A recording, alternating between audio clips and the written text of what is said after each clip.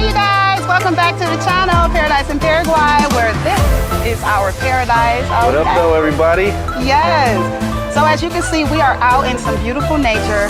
Well, we're always out in beautiful nature, but this place in particular is a resort hotel. It's called Los Lagos Resort Hotel, and we are here in celebration of my birthday. I just had a birthday a couple days ago. This is the last day of our stay here for my birthday. Thus the pink wristbands. Right, that's why we have wristbands on. Yep. So yeah, so we were like, you know, why don't we use this as an opportunity to bring forth you guys a great video. So hit that like button while you're here, hit that subscribe button. You know, don't be stingy, hit the like button now and the subscribe button, okay? Show us some love. Yep. But yeah, it's really hot out here. That's why I keep wiping my face. So you're gonna see me do that throughout the video. It's okay though. We're okay. You okay? I'm good. We're okay. We got some water, so yeah, we'll be all right. How hot is it? You know, they wanna know. I think it's 90 something, probably 97, 98. Oh Lord, Yeah. I know, we're a little crazy, but we're not that crazy, okay? We love our channel, we love you guys, so we're here. And our kids are okay. They are in some air conditioning right now. That's all you need to know. Yep. So yeah, so today's video, we actually wanted to talk about a specific topic.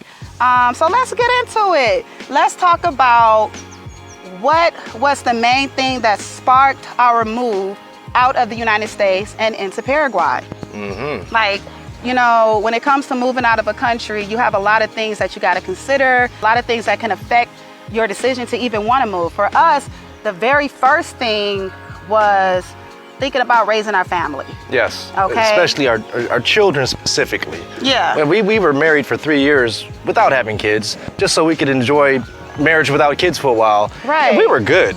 You know, we're adults, we are fully established, you know, anchored well in the Lord and everything. Yeah. Financially anchored. everything was good. But soon as we had our first child, our 9-year-old son, we started rethinking life. Yeah. You know, for everybody that's a parent out there, I'm sure you have similar sentiments, similar thoughts. You start thinking about, you know, okay, what's life going to be like? For you start thinking about yourself, but of course your children. Like, what's life going to be like for me and my spouse? Hopefully you have a spouse if you're having children. But you're like, what's life going to be like for the whole unit, you know, but especially the children. Mm-hmm. How do I want to raise them? What do I want them exposed to? What don't I want them exposed to? You know, how are the schools going to be around wherever I'm going to have my child at? Yeah. You know, like you just start thinking about the entire, just every aspect of life. Ooh, see the sun, y'all? It's moving. Now it's on my face. When we first started, it wasn't like that, but we're gonna keep going, okay? Yep. So we had those thoughts like most parents do, but of course, most people don't move out of the country to to shield their children from certain things, although a lot of people probably would like to. But for us, that became the decision that we wanted to make. Yes. And so we did it. So let's talk about that. Start to Yeah. talk about like your first, you know, thoughts on that when we had our son. Because the initial thought did come from him. This was not my idea. If you haven't seen our Why We Left the U.S. videos, part 1 and part 2, where we talked about this, I just wanted to reiterate that the initial idea actually came from my husband. All right, so as we stated already, it really wasn't something we were even really thinking about seriously. Right, not at first. Until we actually, literally, until the night that, our early morning that our son was born. That's when the idea popped in my head. We had been considering, you know, since we had traveled extensively internationally before we had children, we had been thinking, oh, one day in the future when we're retired, you know, like a lot of Americans think, oh yeah, I want to be in paradise when I retire. Paradise. But as soon as that early morning when our son was there and I'm looking at him in his face, you know, we're going through the whole rigmarole, having them eat every 2 hours and stuff like that. If you've had kids and gave birth and all, you know how that goes. But anyway, we're going through this whole process in the hospital. Yeah. And I have this epiphany, like, we have to get out of here. I can't raise my son here, and we wanted more children after that. It's like, I can't grow my family here. Before we had our first kid, we had already decided we wanted to homeschool them, and it's not because it was curriculum, but that wasn't the main thing. Not the main thing. The main thing was thinking about were basically behavioral issues, and not of our kids. Our kid was just born, and we didn't know behavioral issues of their peers. We were just trying to think about the future. Yeah. Everybody knows. Go ahead. Yeah, I mean, when I was a kid, most of the dumb or bad things I might have done was heavily influenced by trying to fit in, trying to gain the acceptance or approval of my peers. Yep, same. Me too. And I've seen my friends do the same thing. Yeah. And trying to be cool, quote unquote. And the thing is, the peers nowadays are way worse in regards to behavioral issues than the peers of back when we were children. Absolutely. And there's a lot less discipline nowadays, and there's a lot less unity amongst parents and teachers and all that stuff nowadays than there was back in the day. Right. So that was my main concern at the time. Yeah. Now, of course, back then, I don't think, but there could have been some No Child Left Behind and Common Core math and all that stuff. To an extent, maybe. But now, not the way it is now. It's a bit ridiculous because I'm not a kid in school, but I've seen kids in school showing what they're learning and stuff on YouTube and whatnot. Oh my gosh. It's how complicated ridiculous. they make simple things. It's like they're trying to make us dumb or something. I don't know. So they're not doing that here, and it's not like we were searching through the curriculums and everywhere we were trying to. It was like no, this is an American thing. This ain't happening nowhere else. And right, but back to this, you think it was trying to make people dumb, and unfortunately, I think they have succeeded quite a bit. Like if you really just sit and listen to some people speak and watch, people out in real life and on the internet, you'll see a lot of similarities of like stupid stuff. You know? It's just a lot of weird things. It's like, dang it, is this coming from the schools? I think so. But like not necessarily. They're trying to teach people to read with what is it? With look at recognizing the symbol, sight reading, not phonics. It's like so if you've never talking about big words, because sight reading is okay for the small words. No, for every word. Oh. And contextual reading, like if there's I don't be looking. And contextual. I haven't looked into all. Yeah, I was looking at different teachers' point of view. Like you got to use the context of the pictures. Okay. What if there's no pictures? And that's your foundation. Like so when you do graduate from picture books where there's no picures, you can't read. Right? Like, there's no context. Let me look at the cover. I didn't see that. There's no picture for this word here. Mama, can you help me? It's like, come on, like anybody that, and I'm sorry if you're offended about, if you're a supporter of this method of teaching, but honestly, I think it's ridiculous. Come on, phonics is the way that we've been learning to read forever. Right. Why change it? Really, it's been changed because the consultants make money, teaching teachers how, in new workshops. That's what it really is. Yeah. The more you can change stuff around, the more revenue can be generated by introducing new things. But let's not get into that too much, because that's not what my main thinking was 8 years ago. Yeah. My main thinking was, who's influencing my children? That's the main thing. That's the main thing. And for the most part, it's, a lot of bad children. Yeah. And I don't want to call them bad because perhaps it's not all their fault.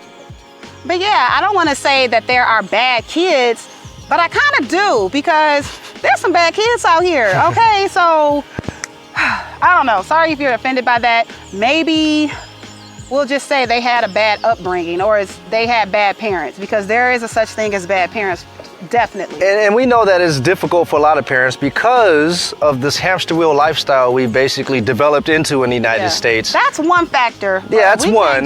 But there's a lot of excuse it all away. Some people are just lazy. They don't want to raise their children right, and therefore they send children that are problems, those little problems, to school and expect the teachers to deal with it. They're terrorizing the teachers, and they're terrorizing their peers and bullying and teasing, and it's somebody's fault, and it's usually who raised them. Yeah, and so we're gonna talk about we mentioned it has to do with lack of time, but it also has to do with lack of accountability and discipline. And lack of morals. Parents are trying to be more friends with their kids than actual parents. Yes. And just trying to let them do their thing and live their life, where you're supposed to be guiding them and shaping them into the person that they are to grow up to be. Right. Not just letting them shape how you. Let them shape the way you should be parenting. It should be the other way around. Right. You should be shaping the way that they're growing up. Yeah. And so, sorry if you're offended about that, but that's something we highly believe in. And if you don't believe in that, then maybe you are not living in reality.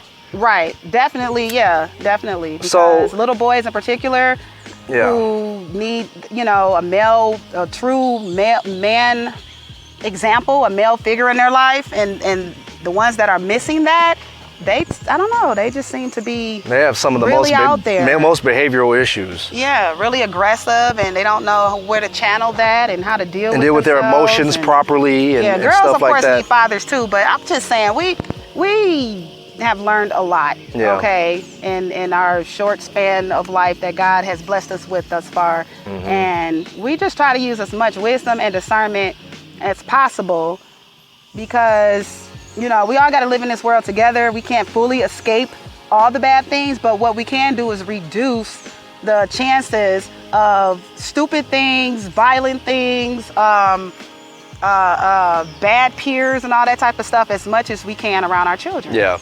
And so it's not just the negative bad stuff that you would say, oh, those kids are just bad. There's also other things like consumerism and materialism that it's pervasive through society, especially in the schools. If you don't have on the right shoes or the right brand of clothes or the right water bottle or backpack which is so ridiculous. The stupid Stanley Cup phenomenon that happened not too long ago. Oh my gosh. Yeah, it's right, the certain backpack. Yeah. The newest iPhone, even though you know. Oh yeah, that's right. Yeah. That you got on payments, but yet people be trying to brag and act like, you know, if they got an iPhone and someone else doesn't, they're better or they got more money or this. Yeah, and you paying for it over 2 years, like you. All the phones are very expensive. Anybody that has any type of smartphone nowadays, you know, you got to have some type of money, but it's like, I don't know. People just be doing the absolute most. Yeah, yeah. The phone wars, like, it's stupid. It's so stupid to me. Yeah, it's really dumb. So an iPhone, you don't, so you must be broke. Yeah. Like, his Android costs just as much. He just didn't want that phone, maybe. Or maybe everybody don't want that. Or maybe it didn't cost as much, but who cares?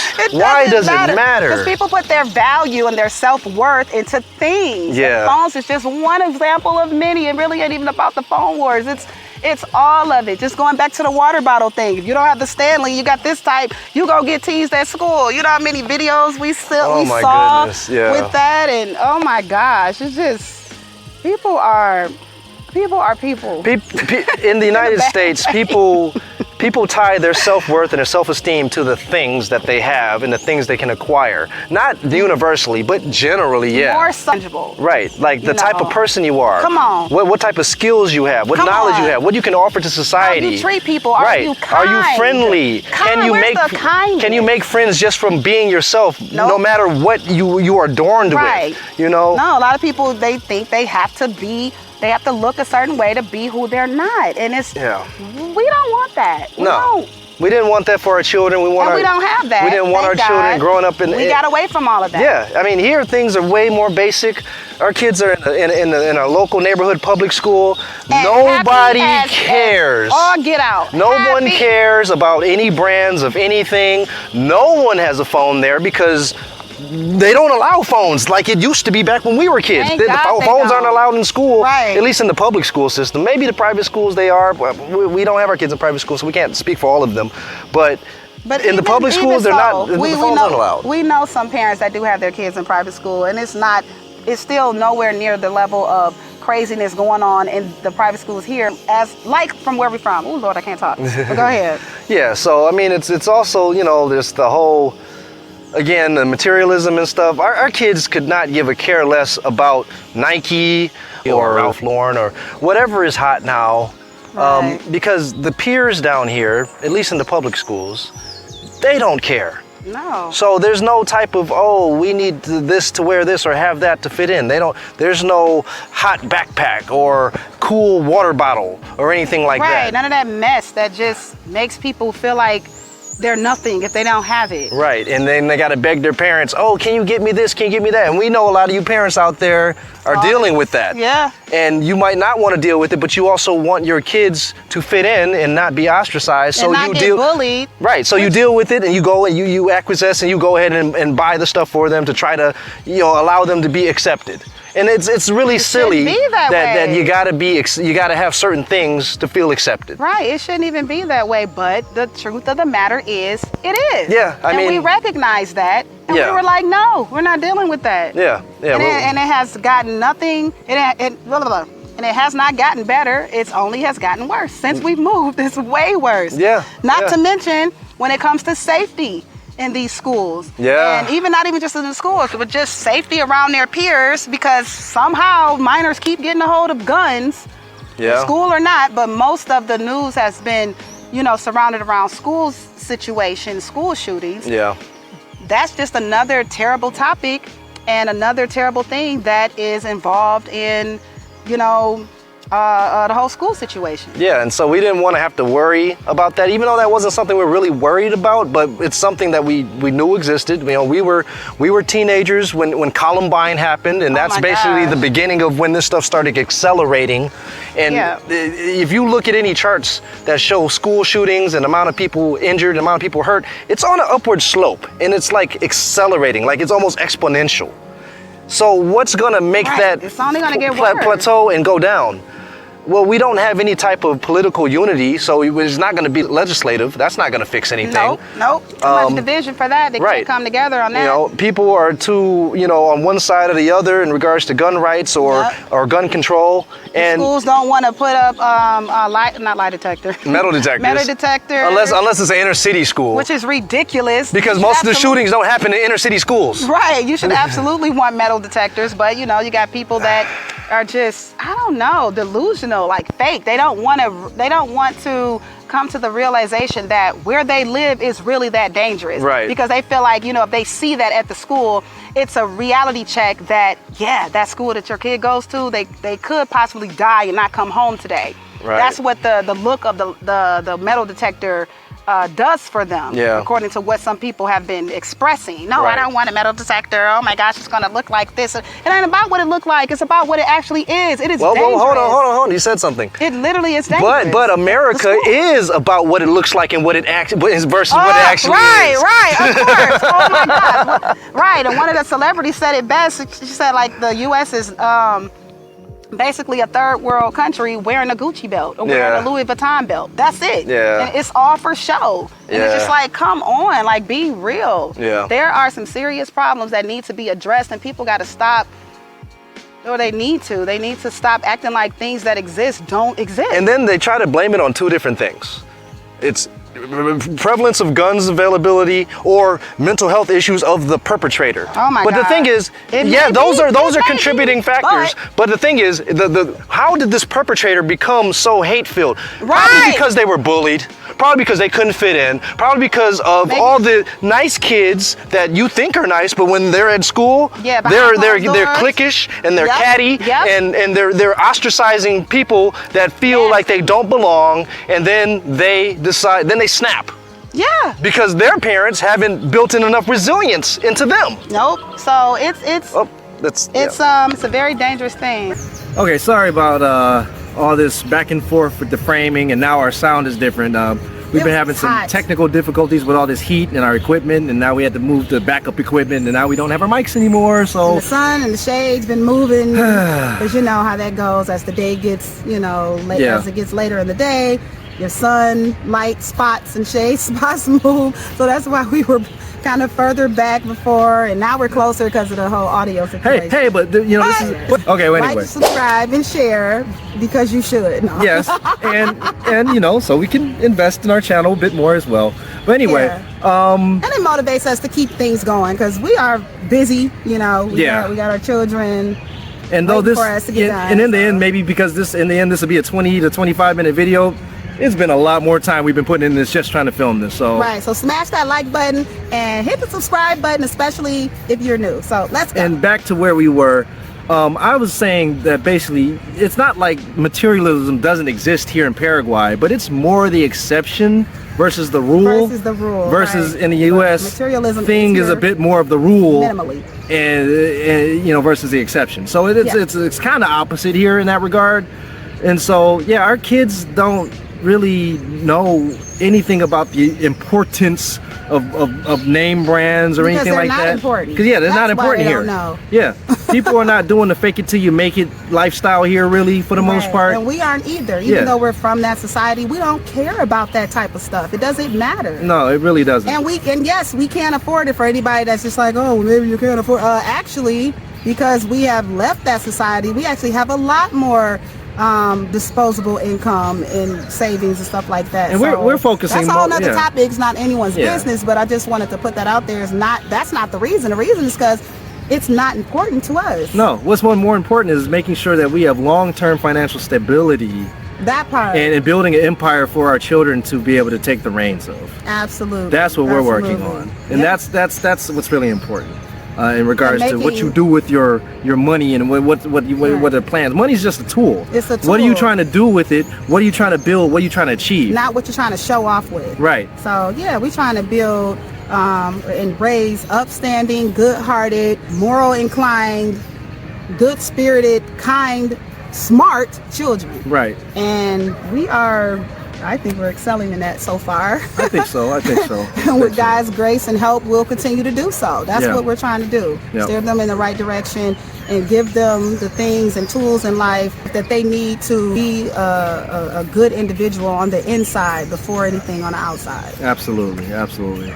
So, but yeah, the things we've mentioned so far are more the relatively speaking, the more innocuous things. Mm-hmm. But you really got to think about the more... That pretty bird. I think it's a hummingbird. Oh wow, it's a hummingbird. This got caught in the frame. That's cool. Oh, it's so pretty. It was green. Yeah, it matches my other shirt that got green hummingbirds on it. Yeah, I just saw that. Okay, keep going. Okay, well, anyway. All right, so that I mean, so cute. what's really pressing, and that has to do with, just the violence and school shootings and whatnot. I don't think there's ever going to be a real solution in the United States because there's too much division in regards to what to do. Right. You got one side saying gun control, you got another side saying mental health.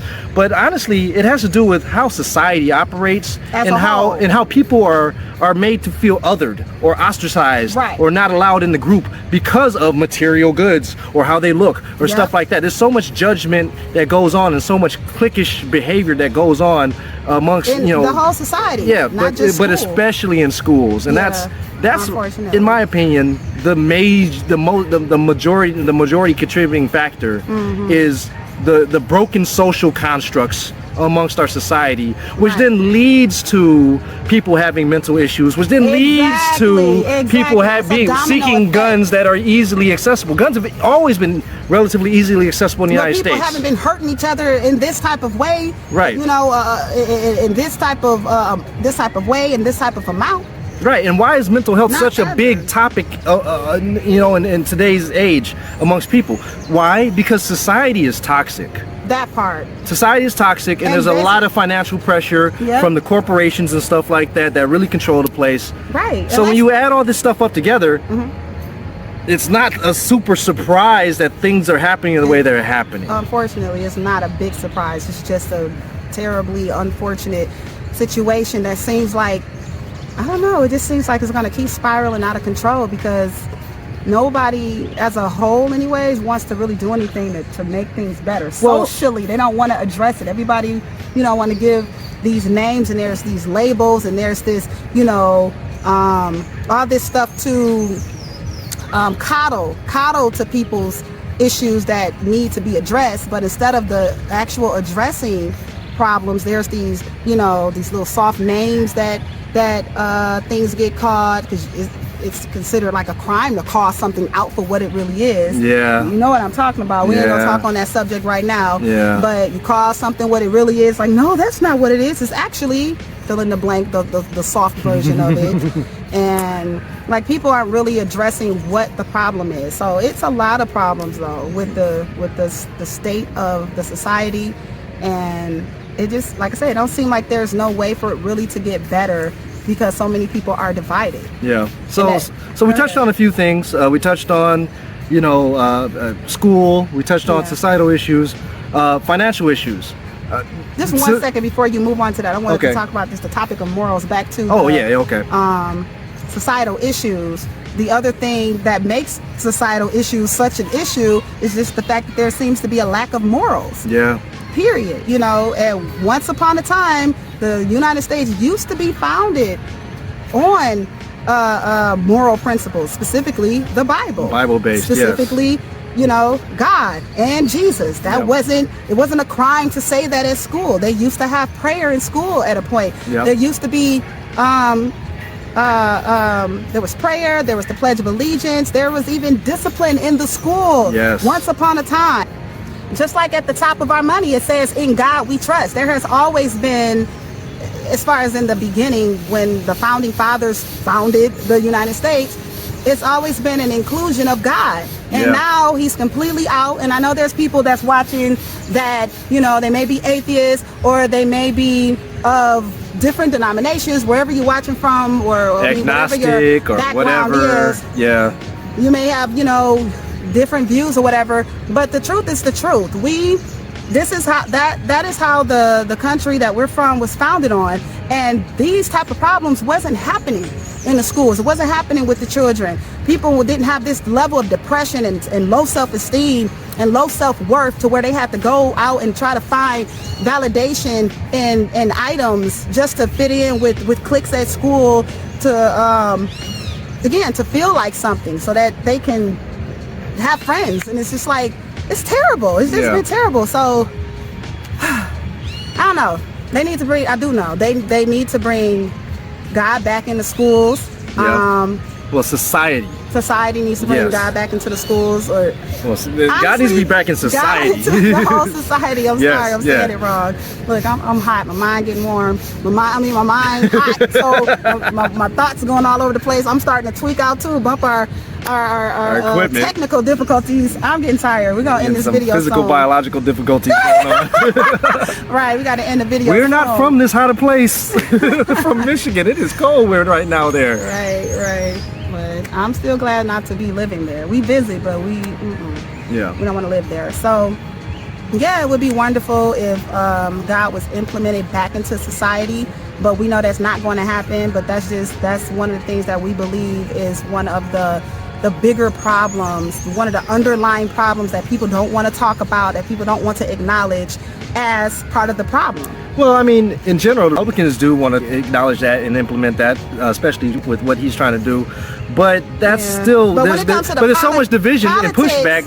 That's not something that's really going to happen. And if it does happen, it's going to happen for a season, and then the pendulum will swing the other way. I know, that's what I was about to say. With politics, though, it just gets ugly and convoluted and whatever. But at the same time, that's the only way. It would have to be through some type of legislation, and that's not going to happen. You got to have it has to be ways. It has to be the right way that it would happen too. It can't just be, okay, we're going to just do this one thing and put prayer back in school. We just go to. It has to be. It's a whole process. There has to be a unification amongst the people. Right.